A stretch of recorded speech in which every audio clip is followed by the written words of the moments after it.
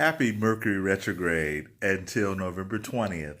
And the date you want to remember is that on November 11th, so 11/11, there's that angelic messenger spirit. The 11th sign is Aquarius, and we're going into the age of Aquarius. And so 11 definitely has a lot to do with the enlightened human being. Remember, it was said 2,000 years ago that my followers will do greater deeds than I will. So, in that instance, as we become more enlightened, and if you know any really strongly positive Aquarius people, and Mercury's retrograding in Scorpio, so I just see Aquarians as just honest Scorpios, that they just, the Scorpions, and I have on my Scorpio shirt, hello, we're water signs, so we're very sensitive to how things are going to land on people.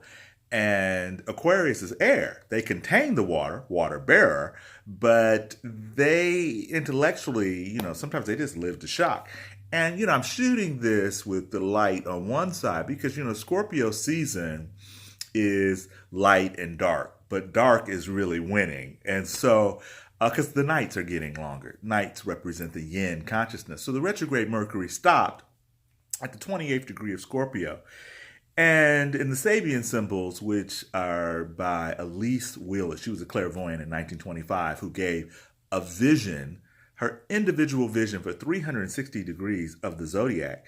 So the 28th degree of Scorpio, where Mercury stopped today, apparently, is the king of the fairies, approaches his domain. So Oberon, we could do Midsummer's Night Dream. We can play on, the pejorative use of fairy as it relates to LGBTQ people or queer individuals, but the fairy as otherworldly, as not quite of this world, right? So Mercury stopping there in that symbolism suggests that this is an excellent 3 weeks for us to really look at and pay attention to something that is otherworldly. I mean, shit, it's Halloween, Day of the Dead tomorrow.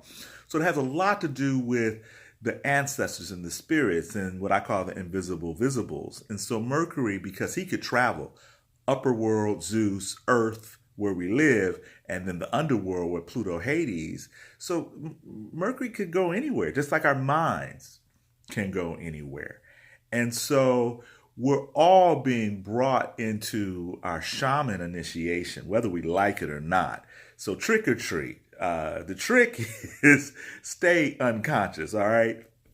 Stay suppressed, stay repressed. Not going to be fun. Then on November 11th, when Mercury and the Sun and Earth align, that degree is a parrot, listens and then begins to talk, or talks and listens. But that Sabian symbol has a lot to do with how do we parrot other people's thoughts and communications. Scorpio, opposite of Taurus, where Taurus is my values, what I own, who I am. Scorpio is other people's values, what we share, our resources. And so Scorpio has a keen eye and on his of what you value. That's why we're so psychologically driven. And so what ends up happening is that the less the Scorpio feels secure about what they bring to the relationship, the more the lower level, the scorpion snake, is going to manipulate and sting and be defensive and very controlling.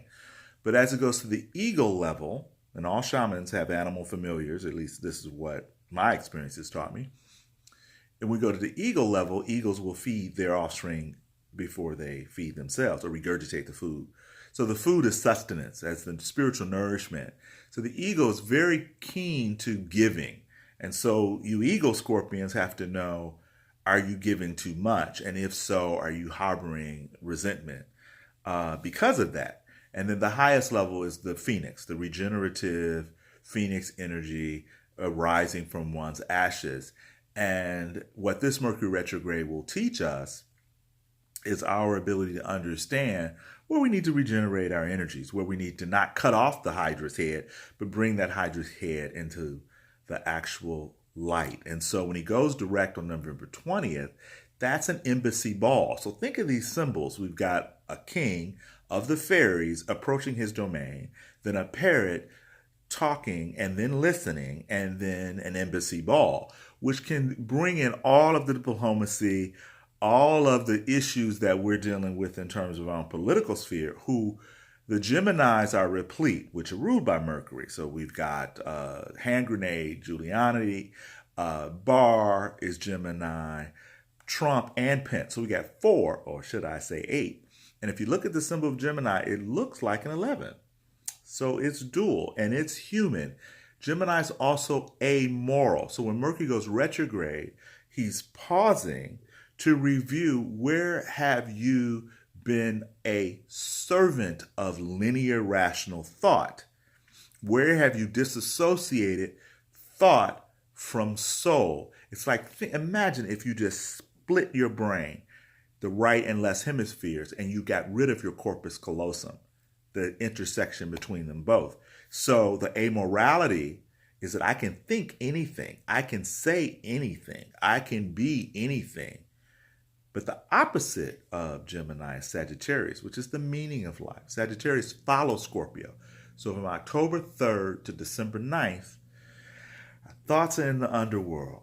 And we are here to understand how we share power, how we can regenerate together. And that's why the hashtag Inner Manifest Destiny is the one that I put this through, is because the expansion is within ourselves. It's within our souls. So if you want more information, belief is not required. There's so many ways, subscribe to this channel. There's so many ways to get in touch with me, and we can go there. And I realize I must like holding this way instead of holding it that way. And I got Baba behind me. There he is. But I definitely want this light and dark like this. So bear with me. I'm working on this. And happy Halloween. Happy Day of the Dead as well. And talk to those ancestors. They're surrounded by us just like fish are surrounded by water. Peace out.